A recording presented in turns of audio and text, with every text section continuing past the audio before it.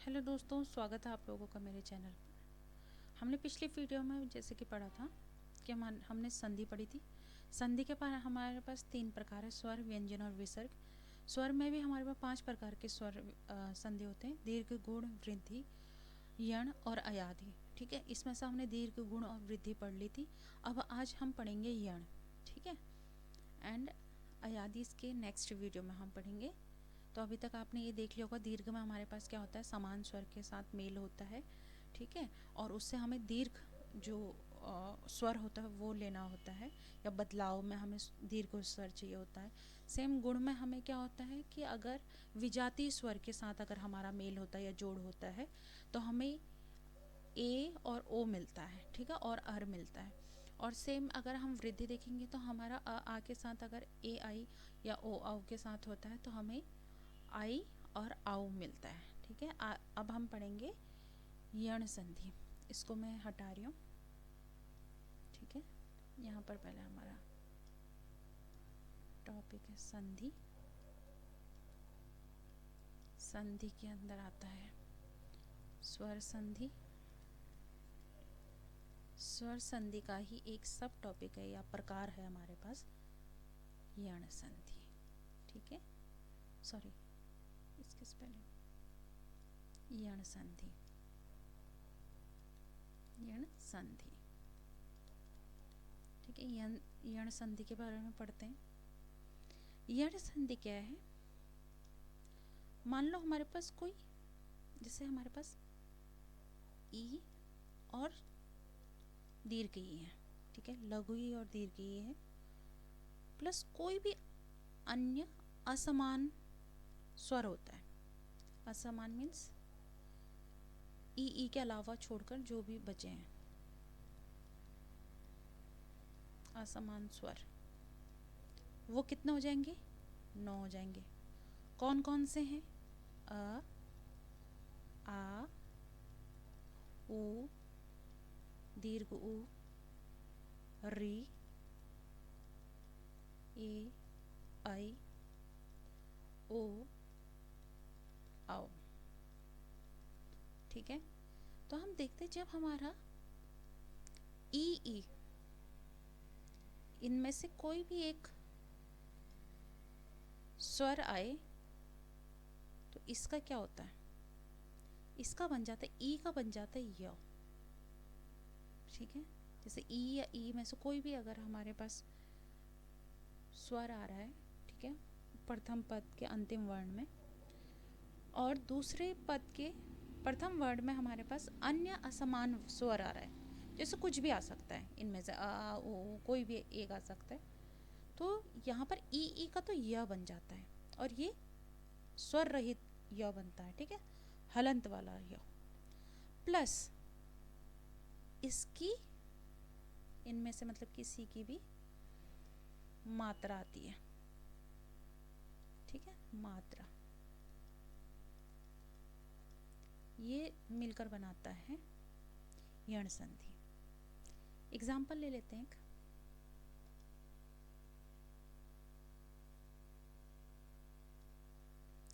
Example लेते हैं से ई या ई के साथ मान लो अ का हमने जोड़ किया तो हमारे पास ई का बना या। ठीक है, और प्लस अ ऐड हो गया हमारा, प्लस अ। ठीक है, अ की मात्रा लगी ना हमारे पास तो स्वर ऐड हो गया, ये बन गया या। समझ में आया? अब देख लेते हैं, एक और देख लेते हैं एग्जाम्पल। यहाँ पर दे देती हूँ। मान लो ई, दीर्घ ई के साथ हमने ओ का मेल किया है, जोड़ किया, तो ई का तो या हो जाता है, हमें पता है स्वर रहित या हो जाता है, प्लस ऊ जुड़ जाएगा ये वाला, ये क्या बन जाएगा? यू। ठीक है, एक और एग्जाम्पल देख लेते हैं।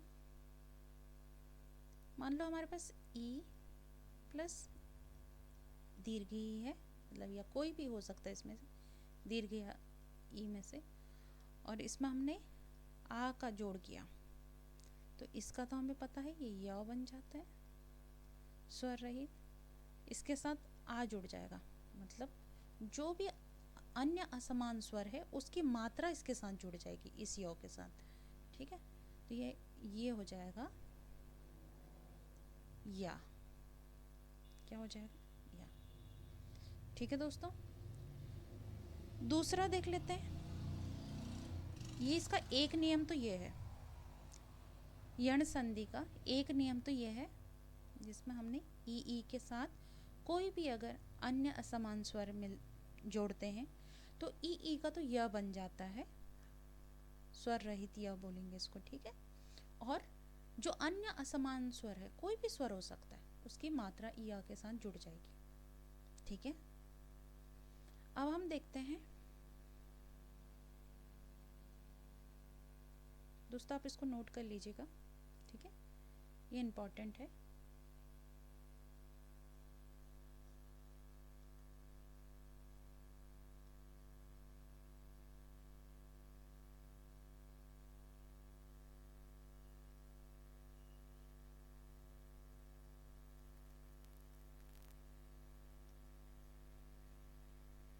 हमें अब ऐसे ही हमें देखना है ओ के साथ। मान लीजिए हमारे पास इसका जो दूसरा नियम है वो कहता है, दूसरा नियम, ठीक है, वो पहला नियम था, ये दूसरा नियम है। दूसरे नियम में वो बोल रहा है अगर हमारे पास ओ या दीर्घों में से कोई भी एक है, ठीक है, कुछ भी हो सकता है, तो वो हमें बोल रहा है कि ये जो ओ और ऊ है इसका व बन जाएगा, स्वर रहित व। ठीक है, या आधा व्यंजन आप बोल सकते हैं। ठीक है, स्वर रहित व बन जाएगा, प्लस अन्य समान जो असमान जो स्वर है उसकी मात्रा लग जाएगी। ठीक है,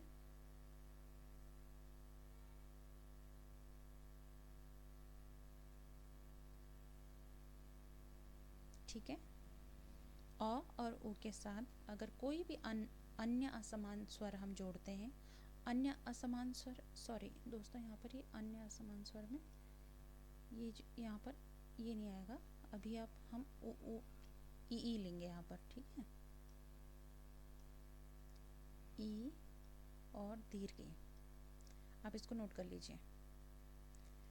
अगर हमारे पास ओ है और उसके साथ अन्य असमान स्वर का हम अगर जोड़ करते हैं तो ओ का जो विकार होता है या बदलाव होता है वो व में हो जाता है, प्लस जो भी उसके साथ अन्य असमान स्वर है उसकी मात्रा उसके साथ ऐड हो जाती है, जुड़ जाती है। ठीक है, जोड़ना कैसे है मात्रा, इससे पहले वाले एग्जाम्पल में बताया था।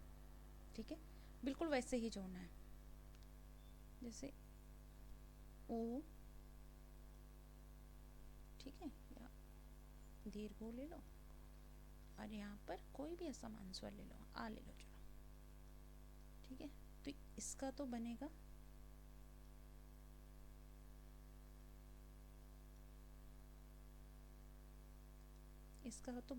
व, हलंत वाला व, स्वर रहित तो व भी बोलते हैं इसको। ठीक है, व्यंजन भी बोलता है, आधा व्यंजन, प्लस इसमें आ जुड़ जाएगा, ये वाला आ, तो ये हो जाएगा वा। ठीक है, ऐसे ही आप एग्जाम्पल देख ले सकते हैं, कितने भी बन सकते हैं। नेक्स्ट हमारे पास आता है, इसी का तीसरा नियम है, मैं इसको इरेज कर रही हूँ, री का। ठीक है, इसी का तीसरा जो नियम है वो कौन सा है, री का है। तो यहाँ पर हम इसको इरेज कर देते हैं, और री के साथ अगर कोई भी असमान शब्द जुड़ता है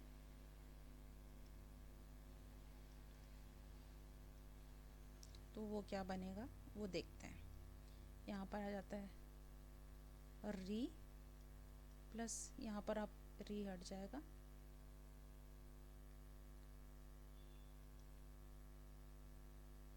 यहाँ पर आ जाएगा ओ ओ ओ लघु और दीर्घ। ठीक है, अब यहाँ पर ये 10 हो गए। ठीक है, अभी तक 9 थे, अब ये 10 हो गए, कॉम्बिनेशन 10 हो गए हमारे पास।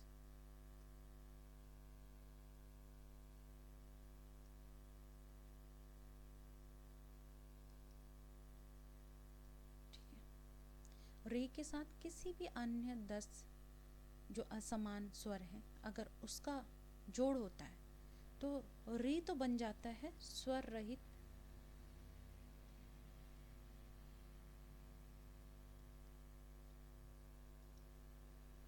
री तो बन जाता है स्वर रहित आर, र मतलब स्वर रहित र।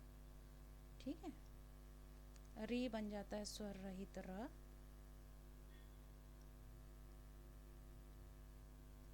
और इसके साथ जुड़ जाएगी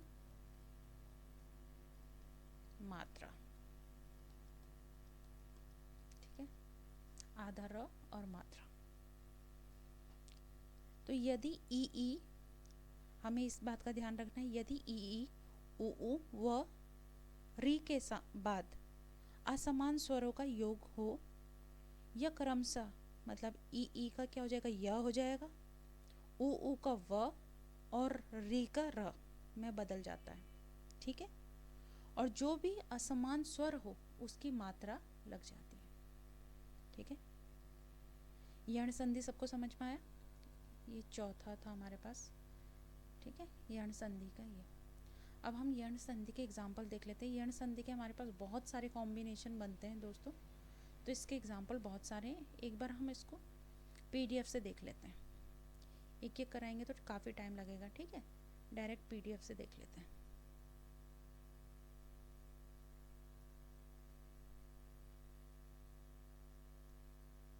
ये देखिए, जैसे हमारे पास यहाँ हमने बोला ना ई का असमान स्वर, कोई भी असमान स्वर, तो ई और अ का य बन गया। ठीक है, अ की मात्रा लग गई ई में, ई का तो य बन जाता आधा और ये मात्रा लग गई। देखिए, यदि प्लस अपि क्या हो गया, यद्यपि। ठीक है, अति प्लस अधिक, अत्यधिक। अब हम इसके और भी एग्जाम्पल है वो देख लेते हैं।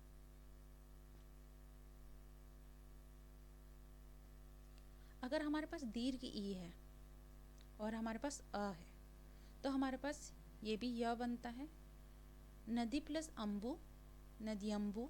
ठीक है, और अगर हमारे पास ई प्लस आ है तो ये या बन जाता है, जैसे इति प्लस आदि, इत्यादि। ठीक है, अति प्लस आचार, अत्याचार। और हमारे पास अगर दीर्घ ई है और आ है तो ये या बन जाएगा, सखी प्लस आगमन, सख्यागमन। देवी प्लस आगमन, देव्यागमन, देव्यागम। ठीक है, ऐसे इसके बहुत सारे कॉम्बिनेशन है, एक एक करके आपको इनकी सबकी प्रैक्टिस करनी पड़ेगी। ठीक है, इसमें मैं आपको कुछ मतलब आप देख सकते हैं एक एक करके, यहाँ पर बुक में बहुत सारे एग्जाम्पल दे रखे हैं, आपको एक एक करके सबको जोड़ के बनाना है। जो बेसिक रूल है वो मैंने आपको बता दिया।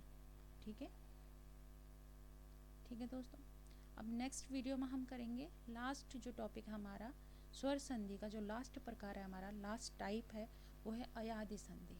ठीक है, थैंक यू।